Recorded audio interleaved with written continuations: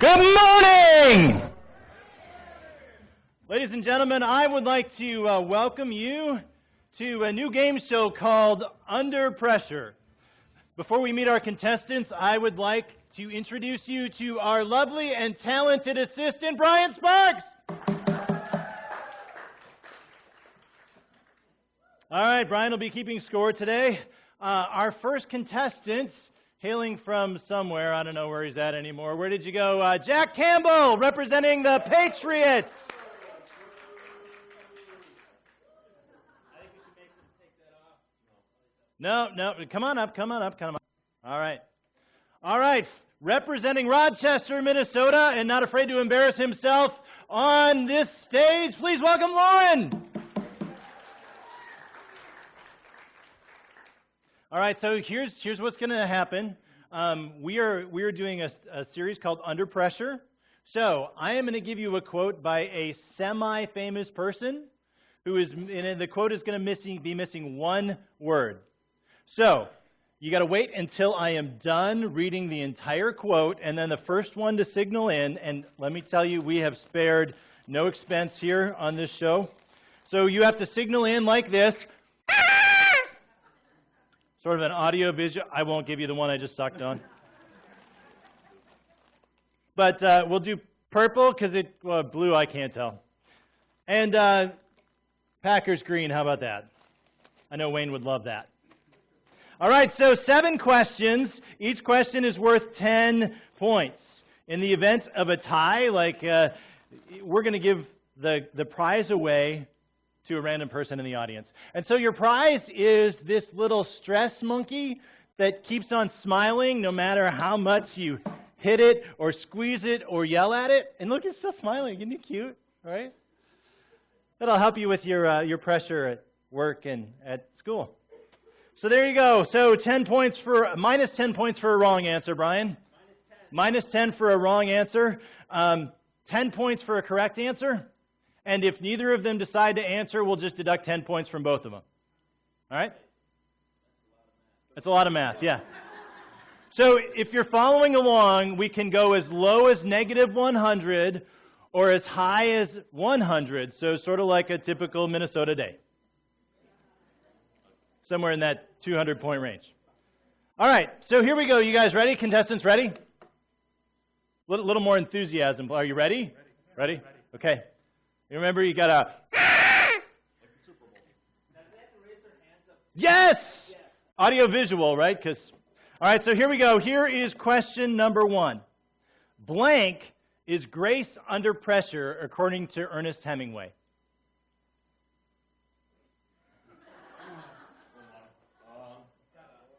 Three, 2... All right, you had both that and your hands up. What is it? Honesty is grace under pressure. That's a good answer, but it's incorrect. It is courage. Courage under pressure. Courage is grace under pressure. All right, that would be, what is that, Brian? Minus 10 there? Minus 10 for Little Wumpus.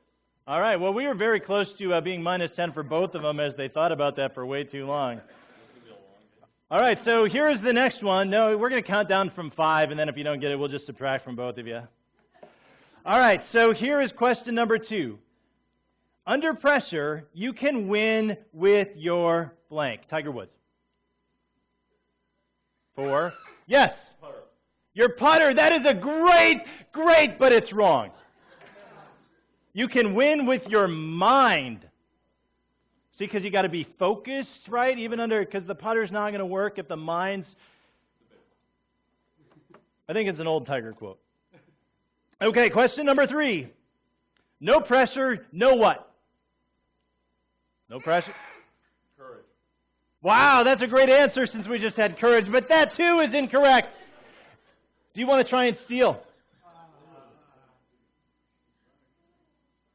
He didn't answer. Subtract 10 from him as well. It is no pressure, no diamonds, right? Because you take coal, you compress it over... All right, we'll have a geology lesson next week. Wayne, write that down, would you? Geology next week. Okay, 4th question. This is from Brian Tracy, motivational speaker. He says, you can always tell your true values by looking at your what under pressure? Beliefs under pressure. It's actually behavior, but it does start with a B. So close. Good alliteration. Looking at your behavior under pressure. All right, so if you're feeling like you're a little bit down, we're going to double the pressure now. Okay, the next three questions will have 2 answers. So there are 2 words missing in each. You guys are doing great so far. Haven't gotten a single one, so right. That's wonderful. All right, so we're going to double down 2 words, twice the potential, twice the points, twice the pressure. All right. This was a song that we started this with. It's a Billy Joel song. He writes, you will come to a place where the only thing you feel are what in your face? Yes. Loaded guns. Loaded guns in your face! 20 points! Woo! We got one right. That's 2. Loaded guns. 2 words, 2 points. All right. So, question number 6. Don't worry, this is another double down. You'll be good. Pressure can either burst this, you live in Minnesota, you guys, you should know this, or make this. What is it?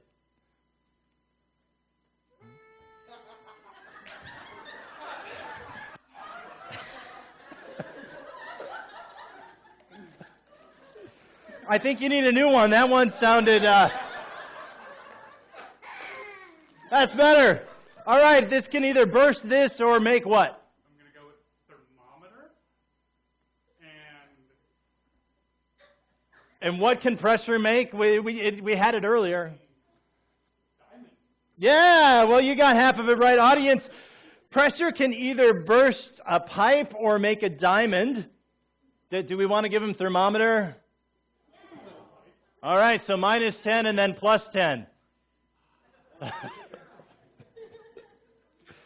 All right, last question. It is minus 30 to 0. Little Wumpus has a big old 0. He's in the lead with 0. And a big runner guy, minus 30. Well, very good. This is going to be a really surprising end, isn't it? Is this a race to negative 100? All right. So, if you were here last week, you should know the answer to this because this is how Brian started his message. So, according to Queen, not the English one or the British one, the band, pressure pushing down on me, pressing down on you, no man ask for, under pressure that blanks a building down or blanks a family in 2. So pressure can do this to a building or this to a family. Do we need to play the song maybe?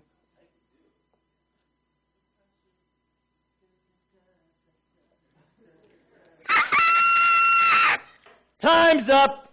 Minus for both of them. It is pressure that burns a building down or splits a family in 2. All right, so the final score is negative 50 to negative 20. It's sort of like the Twin Cities and War Road on any given day in the winter.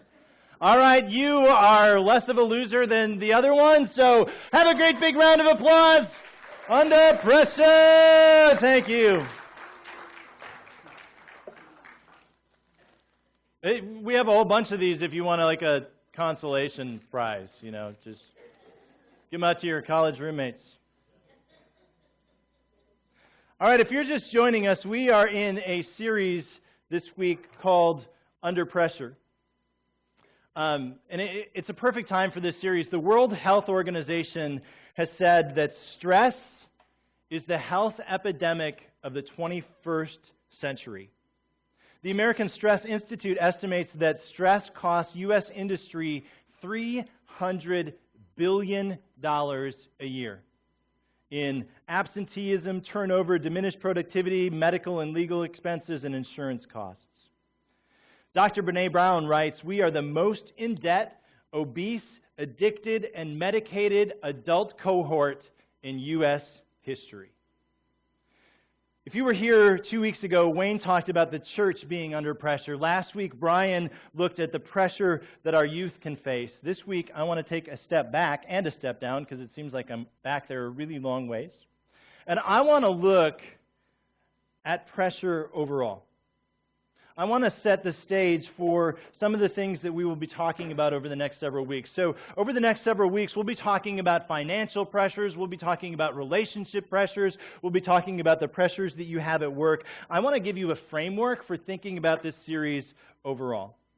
The first thing you need to know is that pressure isn't always bad. Right? I mean, we always talk about the negative side of being under pressure or having pressure, but it's not always a bad thing. So if your blood pressure is too high, that's bad. If you don't have blood pressure, you're dead. Right? Some pressure is a good thing. If you think about the water pressure in your house, some pressure or high pressure, that can be bad. It can burst your pipes if you're paying attention in the game show. Or, if you have no pressure, you don't wash the dishes, you don't flush the toilet, you don't shower, and we don't want you to come to church. No, we still do. They just might not want you to go to work. See, some pressure is good. Psychologists call stress that's good eustress. Eustress. So we often talk about being in distress or having too much stress. Some stress is good. See, emotionally and psychologically, when we come to a moment of stress and we make it through that and we succeed and we overcome a challenging, stressful situation, you have feelings of contentment and inspiration and motivation and joy. Some pressure is a good thing. Some pressure will build resilience and push you to do things that you wouldn't normally and step out of your comfort zone. Physically, when you stress your body, it builds muscle. But now, if you've ever done a little too much yard work or been at the gym a little too long, you know that if you overstress your body, you wake up sore the next day. See, pressure comes at a price. It can be uncomfortable, sometimes painful. But too much pressure is really, really bad. Brian asked me on Wednesday where I was going to go with my message, and I told him that I had no idea, but what I did know is I wanted to blow something up, just to demonstrate pressure. But rather than blowing something up on stage, which I thought might get me in a little bit of hot water, pun intended, I want you to watch this video. Roll film! It's like the ninth time I've watched it. It doesn't get old. All right. Who can tell me what that little tiny picture is up there? Just shout it out. It is a pressure relief valve for a hot water heater. Thank you. All right. So we had a crazy summer. One of the crazy things that happened in our house, in addition to a couple other appliances going out, is we had a problem with our hot water heater. So went downstairs one evening and I could hear the sound of running water, and the pressure relief valve on our hot water heater had failed. And so all of the water from the hot water heater was coming out of the pressure relief valve and flooding our basement. Seems like a bad thing, but if you watch this video, having a pressure release valve on your water heater seems like a good thing, doesn't it? See, because water molecules, as you heat them, they start to move faster and faster. Pressure builds up, and it will build, and it will build. If you keep heating it, the pressure's got to go somewhere. Eventually, it fails. Or it comes out the relief valve. So sadly, how many of you have seen the same thing happen in somebody's life, where they let the pressure build up and build up and build up until it comes out of their mouth or in their actions, their words, their attitude? Yeah. Seems like everything's fine, but they don't find a way, the healthy way to release that pressure, and then boom, out it comes. This morning, I want to give you just one sentence, 3 little ideas here. Here it is. Jesus offers us relief. Jesus offers us relief from the pressures that we are facing. In 1 Peter 5:7, Peter writes, "Cast all of your anxiety on Him because He cares for you." All right. Which anxiety should we cast on Jesus? All right, say it a little bit louder. What anxiety should we cast on Jesus? All. Why should we give our anxiety to Jesus? Because He cares. Peter says, cast all your anxiety on Jesus because He cares for you. All of your anxiety, all of your pressures, whether it's financial pressure or parenting pressure, whether you were worried about your health or your job or your coworkers, or worried about the grades you're going to get in school, or the pressure of fitting in, or family trouble.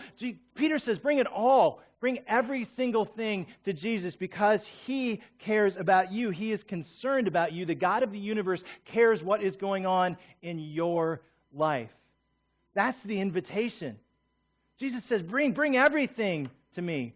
In the Gospel of John, Jesus says Himself, I came that you might have life and have it full and abundantly. Jesus didn't say, I came to give you a whole bunch of problems that you can't do anything about and stress you out. Jesus said, I came that you might have life and have it in abundance. That's the offer. That's the invitation. He says, bring everything to me. In the Gospel of Matthew, Jesus says this. He says, take my yoke upon you and learn from me. I am gentle and humble in heart. Come to me and you will find rest for your souls. Now, we probably don't have a whole lot of farmers in here who are tilling the fields with oxen, so this idea of a yoke is a little bit foreign to us. You probably heard it in church before, or if you're making breakfast with eggs, but other than that, we don't talk about yoking a lot. So if you have two oxen, that big wooden thing that's between them that looks like some sort of medieval torture device, that's a yoke. The whole purpose of the yoke is to make sure that the oxen stay together and share the burden.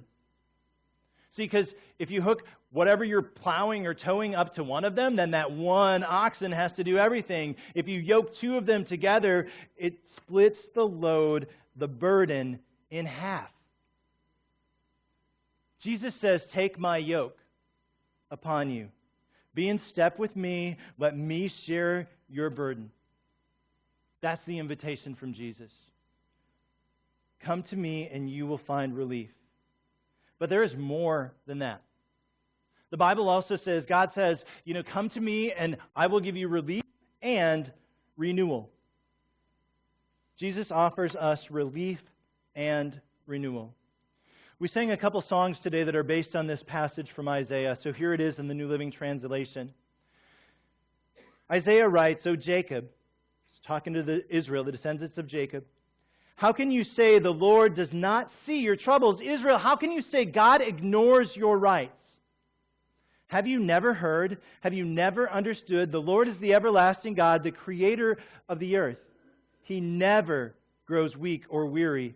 No one can measure the depths of His understanding. Now listen to this part. He gives power to the weak and strength to the powerless. Even youths will become weak and tired, and young men will fall in exhaustion. But those who trust in the Lord will find new strength. They will soar high on wings like eagles. They will run and not grow weary. They will walk and not faint. Isaiah essentially says, you know what? You can count on God. God is in your corner. God has got your back. God won't let you down. He's not going to fall asleep at the wheel. He's not going to drive through your front lawn in the middle of the night. I just say that because somebody drove through our front lawn in the middle of the night. Probably asleep. He offers you His strength, His power. I don't want to minimize whatever it is, whatever pressure you are facing, because it is real. And it is painful. But God offers you His strength, His power in whatever the situation is. He says, come to me. In his letter to the church at Ephesus, Paul writes this. He says, I pray that the eyes of your heart might be enlightened in order that you may come to know God's incomparably great power. He says, I pray that you come to know God's incomparably great power, which He gives to those of us who believe. It's the same power, the same mighty strength that He exerted when He raised Jesus Christ from the dead. That's the power that Jesus offers you. Bring your worries, bring your cares. Jesus says, come and follow me. Walk with me, and you will find relief. Don't carry your burdens, your worry, your pressure alone. Don't face it on your own, because the God of the universe cares about you. And He is offering you relief and renewal. Whatever your problem is, whatever the pressure, I know it's real. I know it's painful. Bring it to God. Here's the last part of this sentence, and I apologize in advance for those of you that don't want to learn a different language or like words you don't know. God offers relief and renewal when we kavah. I tried really, really hard for the last 48 hours to find a better English word than this Hebrew one, and I couldn't. Kavah. In the passage that we just read a few minutes ago, it says this: those who trust in the Lord will find new strength. That word trust, if you look it up in different versions, so if you look it up in the New Living Translation, which is what I read from, it says trust in the Lord. If you look at the NIV, it says hope in the Lord. If you go to the King James Version, it says those who wait upon the Lord. Here's the thing. If you go back to what that word really means in Hebrew, kavah, it means to bind together, to be intertwined. Think of the verse that we often read at weddings that says a cord of 3 strands is not easily broken, because when you weave things together, when you intertwine things, they become stronger. That's what's behind that word kavah. It is strength, it is hope, it is trust. It is waiting upon God. It is allowing your life to be intertwined with Him in such a way that you are yoked together. That where Jesus goes, you go. What Jesus says, you say. It is being bound together, intertwined. It is when you cast all of your anxiety on Him. When you come to Him and you say, Jesus, I can't face this on my own. I can't do this on my own. I am at the end. Carry this with me. That's kavah. It's when you go to Him and you say, I need your help, and you know He is faithful. You trust Him, you hope in Him, you wait on Him, and you know He will help you. That's kavah. God offers to share your burden, but how often are we stubborn and we try and do it on our own? Like, I got this. I don't need help. God offers you relief and renewal. When you wait on Him, when you trust in Him, when you hope in Him, when you are willing to cast your anxiety on Him, when you are willing to throw up your hands and say, yep, right, I tried to do it my way, I tried to pull the entire load myself, your burden being yoked with you doesn't seem so bad. So let me leave you with this thought as we wrap this up. Life is going to bring you pressures. It just is. Just remember, some pressure is good. Sometimes it will help you get out of your comfort zone and do things you normally wouldn't, and you will be stronger and better and more resilient because of it.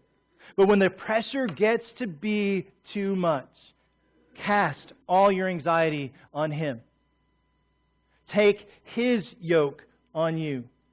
Like Paul says in his letter to the Philippians, don't be anxious, but in every situation, bring your requests to God. You will find relief and renewal when you wait and hope and trust, when you kavah, when you are willing to let your life be intertwined with His. Would you stand with me? Here's how I want to end this message.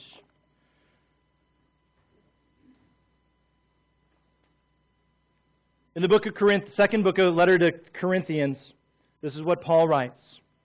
We have this treasure, the hope of Jesus Christ. We have this treasure, the gospel. We have this treasure in jars of clay, our temporary, fragile bodies. And we have this treasure to show God's all-surpassing power. Remember that same power that He used to raise Jesus Christ from the dead. The same power is in us. So, we may be hard-pressed on every side, but we are not crushed. We may be perplexed, but we will not despair. We will be persecuted, but we are never abandoned. We may be struck down, but we will not be destroyed. Would you pray with me as the worship team comes up? Lord God, you have given us your immeasurably great power, and so often, I'm just going to confess, God, I try and do it on my own. But you have given us your power. You invite us to come to you and get relief and renew our spirits. When we trust in you, when we hope in you, when we wait on you, when we come and let our lives be intertwined with you. God, my prayer is that would be where we go first this week. That as we face pressure, we come to you and say, Jesus, take the wheel. I don't have this. I hope that you do. I trust that you do. And I will wait on you. My prayer this week is that we would trade our sorrows, our worries, our cares for your joy. It's in Jesus' name I pray, and all God's people say,